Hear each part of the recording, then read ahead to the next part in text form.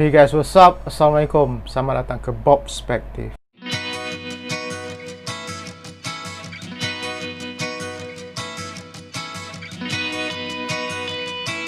Alright guys, setelah sekian lama saya tak buat apa-apa review filem, sebab sejak kebelakangan ni sibuk dan jarang menonton filem, dan sebenarnya sibuk juga tengok series, TV series.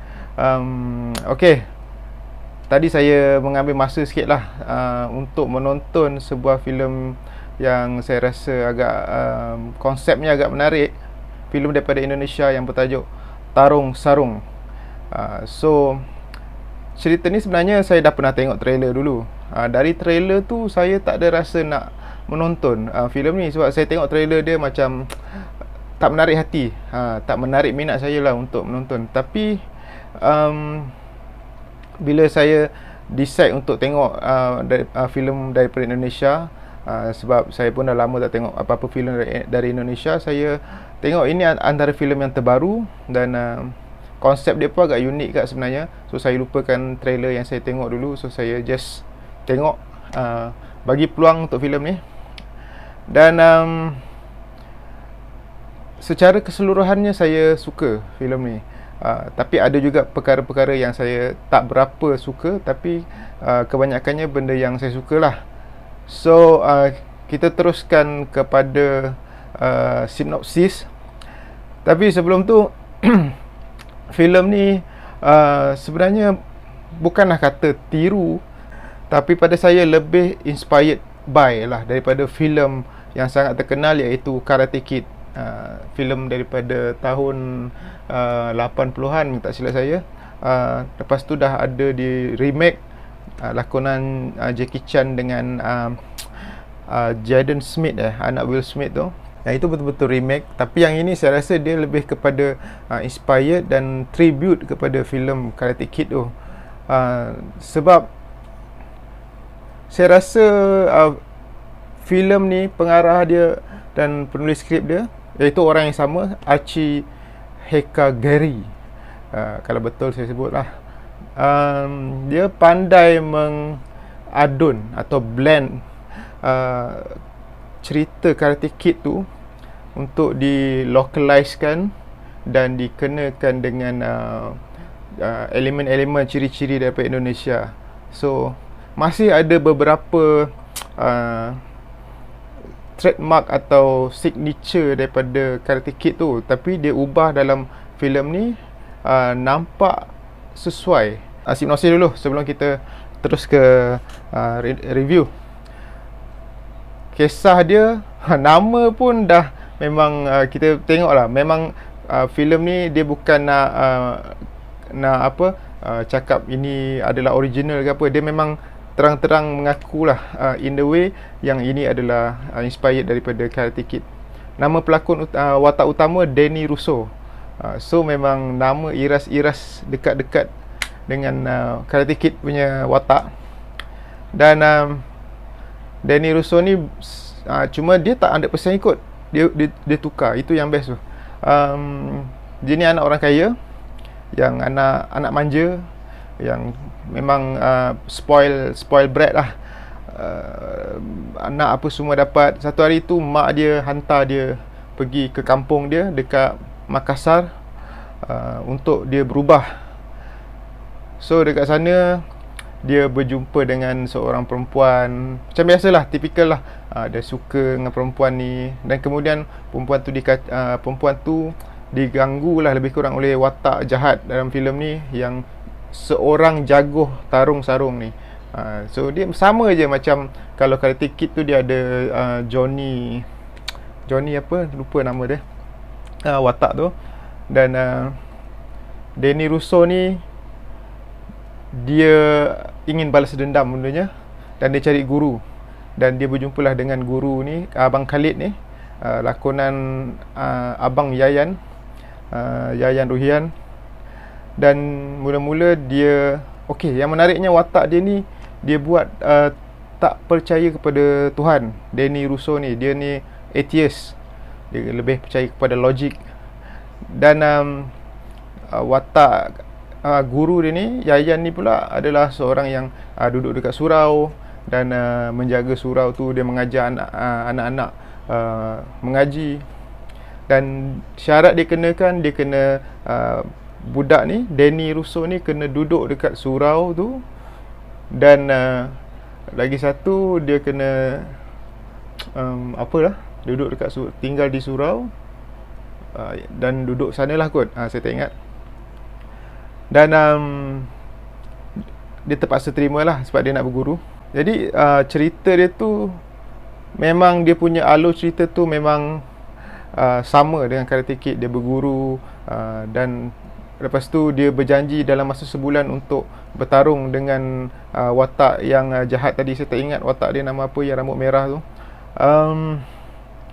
Tapi dia ada tukar lah, banyak benda juga dia tukar sebenarnya. Okey, apa yang saya suka tentang filem ni? Pertama, macam saya cakap tadi, dia blend, dia adun Karate Kid tu dalam bentuk yang lebih local, lebih Indonesian kan. Dan tarung sarung ni saya tak pasti dia adalah benda yang real, wujud, atau hanya rekaan, fiction semata-mata untuk filem. Saya rasa fiction sebab saya cari dekat Google tadi, tak jumpalah yang kalau betul-betul wujud bendanya. Apa yang saya suka lagi, dia punya jalan cerita tu walaupun mirip dengan Karate Kid, tapi jalan cerita dia lebih kompleks dengan konflik yang lebih. Dia tidak terlalu macam Karate Kid, dia 80s punya cerita. So dia ceritanya agak straightforward.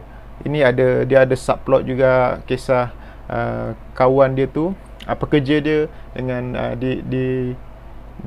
dengan girlfriend dia, mantan dia, bergaduh apa semua. Dan bahagian tu pun diorang ada closure, diorang ada buat penutup watak berdua tu pun agak okey, agak bagus. Apa yang saya suka lagi adalah watak lakonan Yayan dalam filem ni lah. Saya rasa ini adalah filem yang saya tengok dia paling banyak berdialog. Selalu saya tengok filem dia lebih kepada watak yang diam, sebab dia kan banyak watak fighter kan.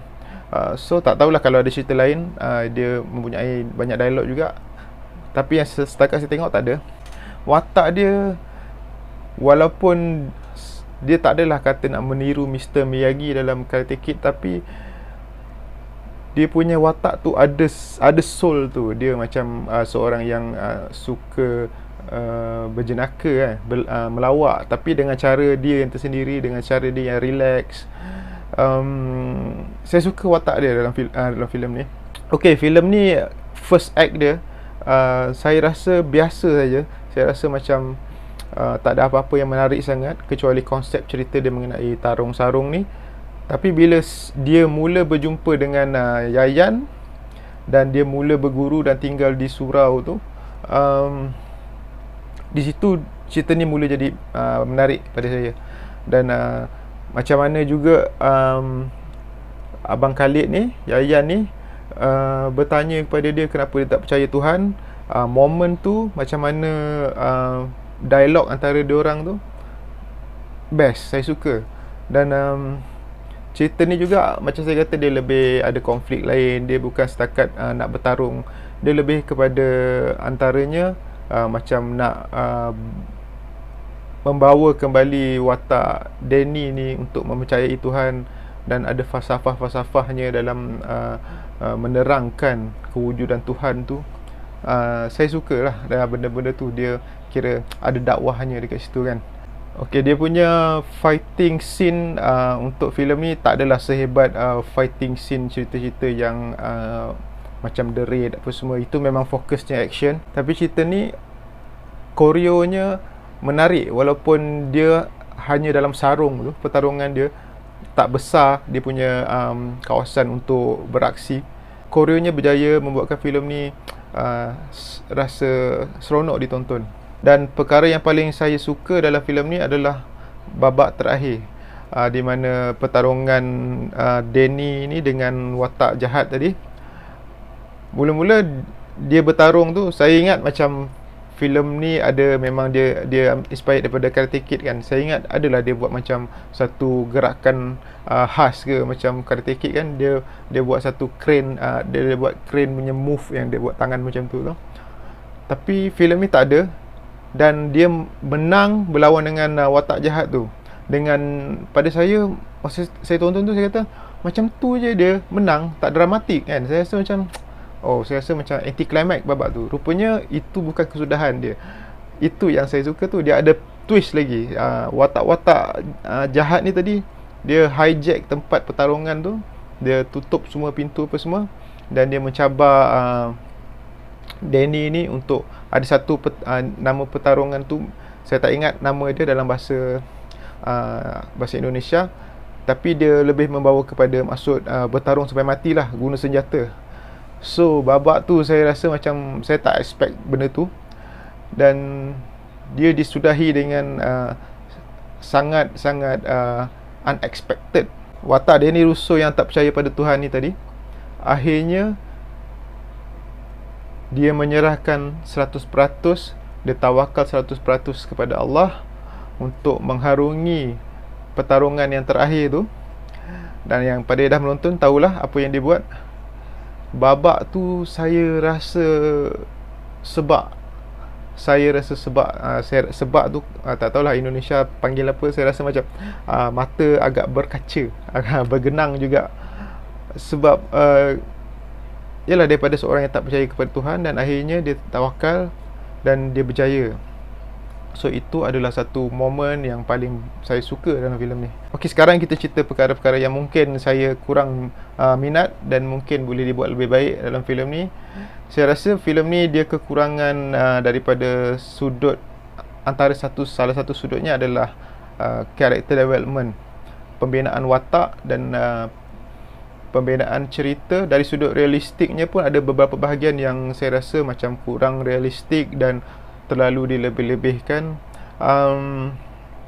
Macam ada sebahagian tu terlalu cepat juga dia berlaku sampai tak ada rasa dramatik. Contohnya macam Yayan menceritakan macam mana, kenapa dia daripada seorang petarung yang hebat, tiba-tiba dia berhenti dan duduk di surau. Dia menceritakan yang dia dah membunuh saudara dia. Transisi cerita tu daripada mood biasa ke mood yang sedih tu terlalu cepat sampai saya tak ada rasa simpati dekat situ, saya tak ada rasa. Dan sama juga dengan watak Danny ni, macam mana dia mula mempercayai Tuhan. Memang ada build up di situ, perlahan-lahan ada momen-momen yang membuat dia percaya sedikit demi sedikit. Tapi masa Yayan ni, semasa dia solat dan dia patuk ular, lepas tu dia tak ada apa-apa berlaku pada dia, dia tak terjejas dengan patukan tu. Terus si Danny ni terus percaya. So saya rasa terlalu cepat lah. Mungkin dia daripada babak tu mungkin boleh dibuat untuk dia jadi percaya, tapi mungkin dia perlu ambil masa bersendirian untuk berfikir dulu, lepas tu baru dia menerima. So saya rasa itu antara babak yang tak realistik dan dilebih-lebihkan tu, saya kata adalah salah satunya masa mula-mula dia pergi club, dia terlanggar kereta perempuan, side mirror perempuan tu, dan nak menunjukkan yang dia ni sangat kaya, dia just bagi kereta dia kepada perempuan tu semata-mata sebab dia patahkan side mirror. Itu salah satu. Dan satu lagi yang saya rasa dia punya flow tak berapa cantik. Di hujung cerita, watak Danny ni dengan watak heroin ni macam tak ada penutup, macam tak ada closure. Dia bertarung dan dia selamatkan perempuan tu daripada kahwin dengan lelaki jahat ni. Tiba-tiba dia nak balik, nak belajar kat Belanda, nak belajar dekat luar negara. So macam, dan dia nak pergi tu pun dia tak, perempuan tu tak hantar dia mula-mula kan, kita tak ada nampak watak perempuan tu, dan dia pun tak tercari-cari dan macam tak menunggu pun perempuan tu untuk hantar dia sekali. Lepas tu kemudian perempuan tu datang, dan dia nampak perempuan tu datang pun benda tu berlaku macam terlalu santai, macam tak ada apa-apa macam unsur dramatik ke apa dekat situ. Saya rasa setakat ni saja review saya untuk filem Tarung Sarung. Keseluruhannya sebuah filem yang saya enjoy lah. saya bagi, kalau dari 5 bintang saya bagi 3 bintang untuk filem ni. Dan ya, itu saja. Terima kasih kerana menonton. Jangan lupa subscribe Perspektif. Assalamualaikum. Peace out.